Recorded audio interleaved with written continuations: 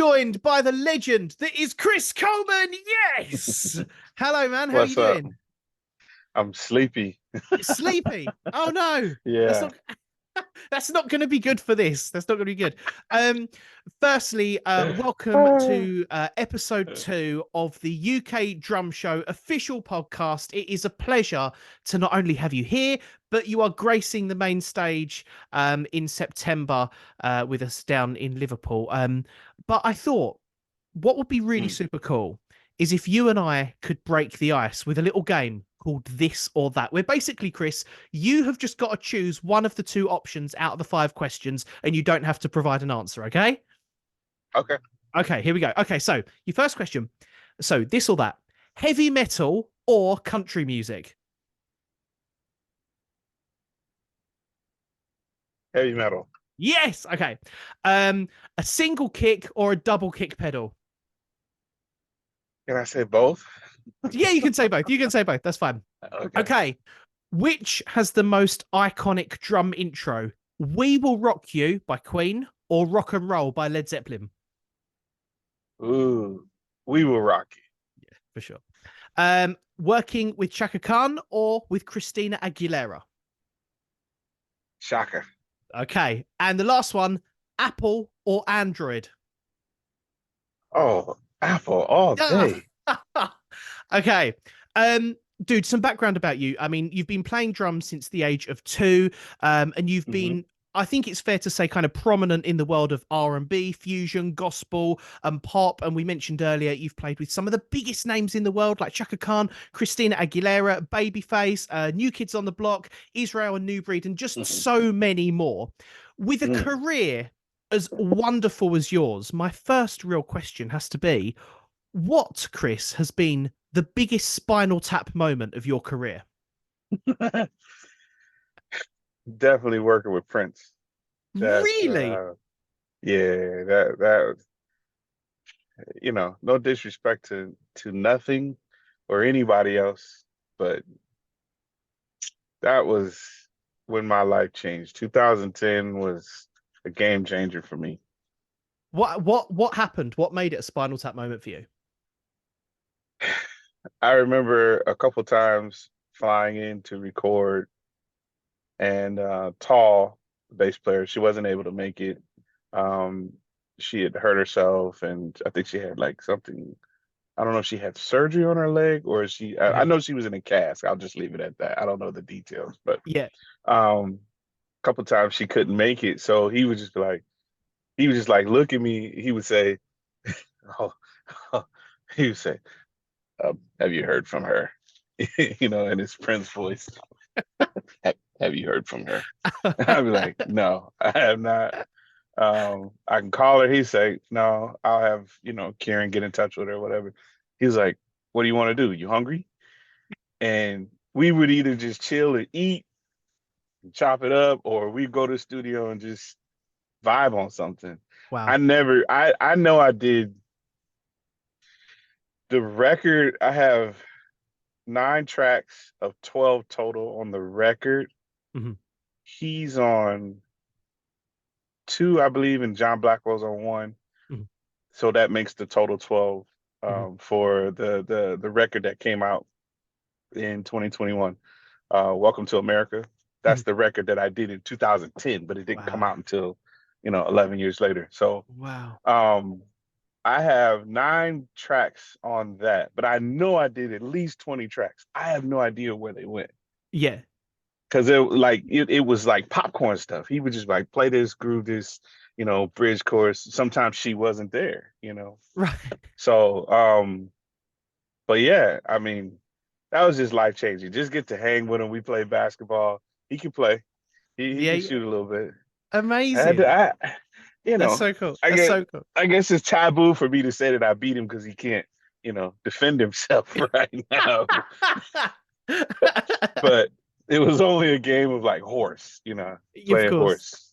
That's it. So, um, yeah, but that was just life changing. And I think the moment that the Spinal Tap moment out of all of that was the very first track that I recorded with him. It was actually me, him, and Larry Graham. It's called Cause and Effect. Mhm. Um, you can find it on YouTube. He just, he would write songs and just put them out. It wasn't like, okay, let's put it on so it can be on Billboard. I'm trying to get it on the radio. Prince wasn't like that. Prince didn't need that. Prince No. just put music out whenever he wanted to, however he wanted to. So just before we started recording, we got all the parts. We kind of figured out what we're gonna do, and I looked around. I'm waiting. He's looking at me. He's like, Yeah. you know, and I'm looking at him. I'm like, "Where's the click track?" He's like, "Click." He's like, "You don't need a click." I was like, "Okay." He's like, "I'll be your click. Go." I was like, "Whoa!" Like, this is our first time recording. You gonna trust me like that? Like Wow. that was the thing that blew me away. It was Wow. like you are so fluid in your calling, in your destiny, in Yes. your purpose, Yeah. in your confidence, Hmm. that you can see a musician or jam with them and know I'm good. Let's go.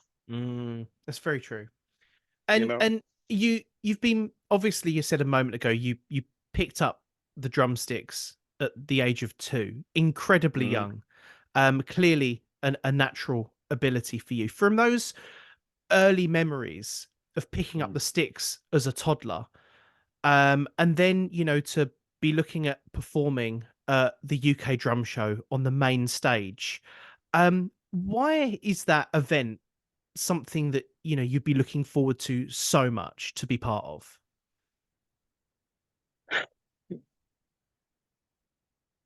There's so much history coming from. I just want to say that, let me say it this way, that region. I don't want to get, specific because I'm not from there and I don't want to disrespect Yeah, of anything. course. Of course, you know this, right? We all know this. There's so much culture and history that comes from that region. Hmm. It was just an honor the very first time I landed in the UK, the region, just to play with anybody, to play anything. Like it was like, wow, I'm here. This is crazy. So for it to be a drum show, Hmm. come on, man. Come on. Like Yeah. this is Beatles level excitement for me. Yes. And have you been to Liverpool before? Yes. You have. I was going to say, if you're a Beatles fan, you're going to be in Disney World, or the equivalent of, right? Right. Um, I genuinely can't wait to see you play. I was pretty late to the Chris Coleman party, I'll be honest. I found out about who you were in 2020 when I saw you play a track called Soar, or SOAR, on the Drumeo Hmm. Festival. Oh my Hmm. dude, seriously, are you actually a cyborg? Is my question. What the how do you do that? That's inhuman, man. Like, everything is so precise, and but you look so joyous while you play at the same time. How did you get to that level? What is your practice regime like? I, I was sharing this with my wife some time back, but recently because it's just coming to my memory now. I didn't look at it as practice. I would just sit down and play for hours. You just get into a Mm. zone and you zone out or zone in, however you want to, however your perspective is. And it would just hours would go by, but I didn't have an alarm. Okay, Hmm. my 2 hours of practice. I never thought that. No. No one ever had to tell me to go play. That's how I look at it. And people say, "Oh, he's practicing." I'm just in here zoning. I'm vibing. I'm playing. I'm Mm. not, you know, and I would just get lost in it for hours, for years. I mean, this went on for years. Yeah. I owned the neighborhood because my neighbors were like, "Look, some of us would sit outside during the summertime and have some lemonade and just listen to the drums from like 20 houses down, you know, like this type of vibe, and um, growing up playing with my childhood brothers and my friends, and we would get together and what they call shedding now, it was more of a hang for us. was. The energy was different than it is now. Nowadays, social media has turned it into a full-fledged competition, which it is what it is. But back then, we weren't really trying to videotape it. We just showed up. It was just fun to be in the room. And, when you have some big name drummers come through who were cool with us and treated us like little brothers instead of, subjects, Yes. Yeah. that type of thing. It was cool to just chop it up with them and go to Denny's afterwards, 24 hours, and just, it was a hang. It was a culture. It's like, I ride motorcycles, so I get it. Like when you see the guys, get together at the gas station, they're like, yeah, we're gonna. It's like it was like that. Like we just hanging out, we just playing drums, we riding motorcycles, whatever, stuff like that. So I never really looked at it as practice, but No. I just know for me, listening to my heroes growing up, they were precise. So Yes. I'm being groomed, I guess, to be precise without thinking about it being precise. Does But that make sense? I think you're so precise that when you get the metronome out, the metronome gets worried. Like that's how precise you are with your playing, man. Like seriously, it's as I say, I was late to the Chris Coleman party, but my God, when I joined, I was absolutely astounded with your playing, your approach, your groove, the solidity of your focus, just everything about what you do, just completely as a drummer, really sung to me, kind of what you were doing. You Mm. touched upon social media a minute ago. Do you think that the internet and social media is something that should be embraced by not only aspiring drummers but aspiring musicians in general, or do you think perhaps it was better, back in the day when you were reminiscing about, that kind of feeling about hanging around with bikers and vibing with other musicians when there was less pressure to film yourself or put out content all the time? I'm gonna say it like this. It's hard. It's very challenging for everything to move together, Sure. right? Like this. What I say that to say what was is still dope. Hmm. I mean, I got right now, I'm XM radio, there's they call it real jazz. That's messed up. Like that's messed up that the channel has to be called real jazz, right? But it's I know what I'm gonna get when I hear real jazz. For me, it's dope. Just Hmm. as much as it is for me to turn and flip the dial and go to Rock the Bells, LL Cool J's. We got old school hip hop, right? Mm. And then you got I think it's something 45, Shade 45. That's Hmm. the new hip hop. It's like for me, that's the beauty of it. Everything is still cool for me. Hmm. That's how I look at things. Like it's just that's what they do. That's what they do. This is what they do. That's what they do. That's how I look at things. Hmm.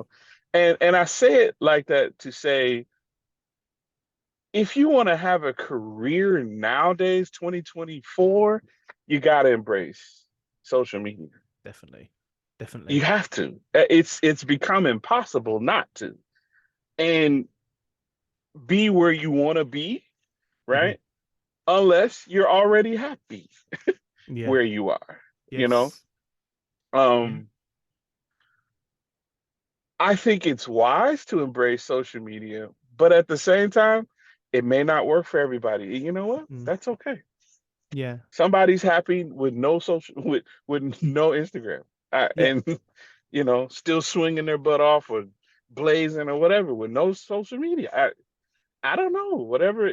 Happiness is different for everybody, right? 100%. 100%. You know. And happiness and success are both, really kind of subjective, aren't they, really? So Yeah. yeah, definitely. I get that totally. Um, you're playing at the UK drum show at Mm. 2:15 in the afternoon on the Saturday, right after Nick Collins. What are you gonna be bringing to the table that, perhaps other drummers might not think about or other drummers might not do? What is Chris Coleman bringing to the UK drum show that's going to be ever so slightly different to other players? I can tell you this. The last five 5 to 10 years have been, it seems to be everything going on in life but drums. And I have a feeling that this year, things are going to shift in a direction for me, that I can kind of finally get back to drums. Mm. So I'm just excited to see what I'm going to bring It'll be to all right the on the UK night. drum show as you are. So I don't know just yet. All I can Okay. say is stay tuned, and I'll make sure that I show up. That's about all I can promise. How about that? Amazing, amazing.